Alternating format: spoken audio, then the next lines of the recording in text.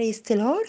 ఈ దినం దేవుడు మనకు అనుగ్రహించిన వాగ్దానము అపోస్తలుడైన పౌలు కొరింథీయులకు రాసిన మొదటి పత్రిక 13వ అధ్యాయము 6వ వచనము. దుర్నీతి విషయమై సంతోషపడక సత్యమునందు సంతోషించును. ఈ ఎవరండి సంతోషించేది సత్యమునందంటే ప్రేమ. దేవుడు ప్రేమ స్వరూపి. ఆయన ప్రేమయే ఉన్నాడు. కాబట్టి మనము ఆయనయందు సంతోషించాలి, దుర్నీతి విషయమే కాదు.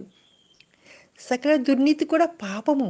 ఆ పాపములో మనం ఉన్నప్పుడు మనము సత్యమనే ప్రభునందు మనము సంతోషించలేము. మనలో ప్రభు ప్రేమ సంపూర్ణంగా నిండి ఉన్నప్పుడు, ఆ ప్రేమను నిలువరంగా ఉంచుకున్నప్పుడు, ఆ ప్రేమను పొందుటకు ప్రయాసపడినప్పుడు మనము దేనియందు సంతోషిస్తామంటే ప్రభువైన యేసుక్రీస్తు అనే సత్యమునందు సంతోషిస్తాం.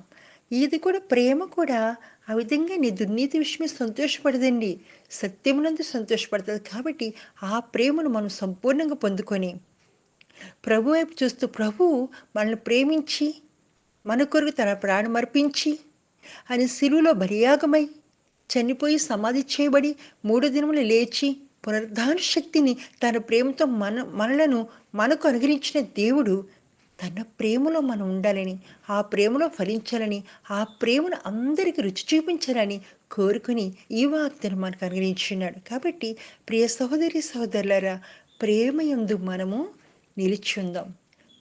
ప్రేమయందు ప్రేమ సహోదర ప్రేమను నిలువరంగా కలిగి ఉందాం. ప్రేమను మనం అందరికీ పంచుతాం. అది ప్రభువైన యేసుక్రీస్తు వారి ప్రేమ. ఆ ప్రేమ ఉన్నప్పుడు మనలో ఇంకేమి ఉండవు. సమస్త దోషములను కప్పివేస్తుంది ఆ ప్రేమ. అట్టి ప్రేమను పొందుకొని ఇతరులకు ప్రభు ప్రేమను ప్రకటించాలని దేవుడు ఈ వాగ్దానం మనకు అనుగ్రహించినాడు కనుక ఆ వాగ్దానమును మనం స్వతంత్రించుకొని దాని ప్రకారం జీవించలాగిన దేవుడు సహాయం చేయనుగాక. ఆమేన్.